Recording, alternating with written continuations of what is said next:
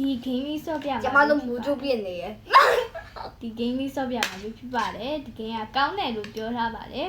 ဒီမှာ horror သူမနောင်သူငါဆန်းနဲ့ငါယူဝယ်တီရှပ်ဝတ်ထားရဆို အော် လာတော့တော့ တားရမယ်2ယောက်ရှိရင်2ယောက်ဆော့မယ်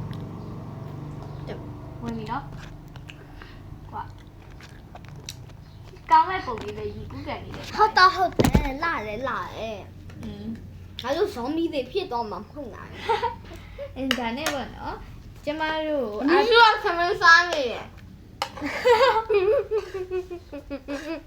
အာခဏစားဒီမှာဘူးလေးလည်းမသိဒါတော့ပြောကြည့်ရဘယ်နော်အော်ငါတို့တငယ်ချင်း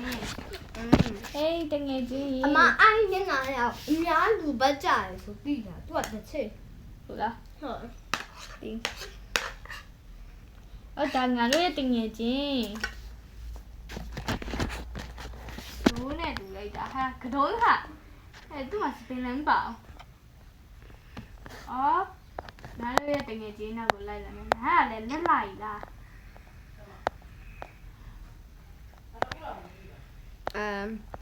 တကယ်ချင်း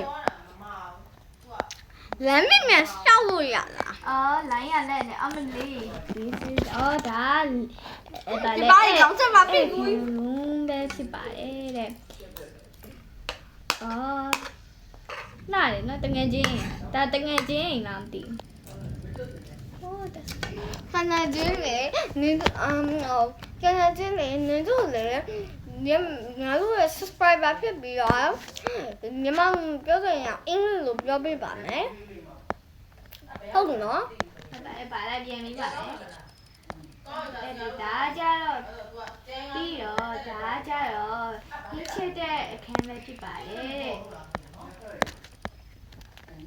ဒီရဲ့အခန်းလေးကိုကြတယ်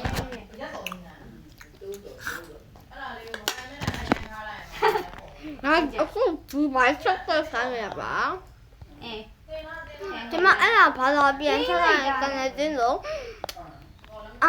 eat Dubai chocolate right now. I'm eating Dubai chocolate right now. ဒါကြဒီကောင်ခန်းပဲဖြစ်ပါတယ် guys အခန်းပေါ့နော်တကယ်ကြည့်မိတ်ဆက်လာတယ်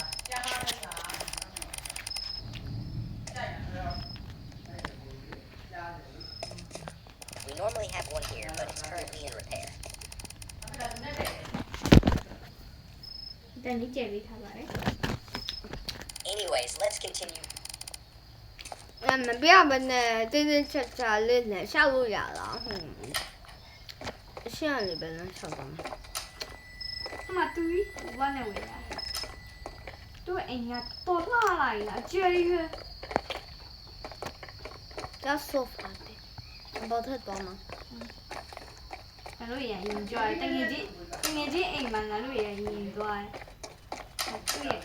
သူ့ရဲ့အိတ်တက်ခိုင်းတာ